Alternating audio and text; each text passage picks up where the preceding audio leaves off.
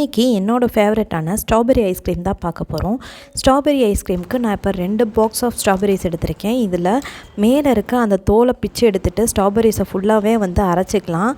தேவைப்பட்டால் உங்களுக்கு ஒரு 50 கிராம் ஆஃப் சுகர் ஆட் பண்ணிக்கலாம். இல்லை எனக்கு நேச்சுரல் ஸ்வீட்னஸே போதும் அப்படின்னா அந்த ஸ்ட்ராபெரிஸை அரைச்ச அந்த பேஸ்ட்டை மட்டுமே எடுத்துக்கலாம். அதுக்கப்புறம் அது கூட மில்க் மெய்ட் ஒரு 50 கிராம், ஃப்ரெஷ் க்ரீம் ஒரு 25 கிராம் சேர்த்துக்கலாம். ஃப்ரெஷ் க்ரீம் இல்லைன்னா பால் மட்டும் ஒரு 25 கிராம் சேர்த்துக்கலாம்.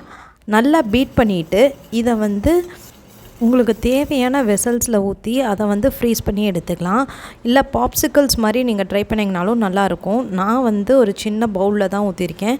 மேலே ஸ்ட்ராபெரி ஒரு 2 ஸ்ட்ராபெரியை சின்ன சின்னதாக கட் பண்ணி மேலே ஸ்ட்ராபெரி சங்க்ஸ் எல்லாம் ஆட் பண்ணியிருக்கேன்.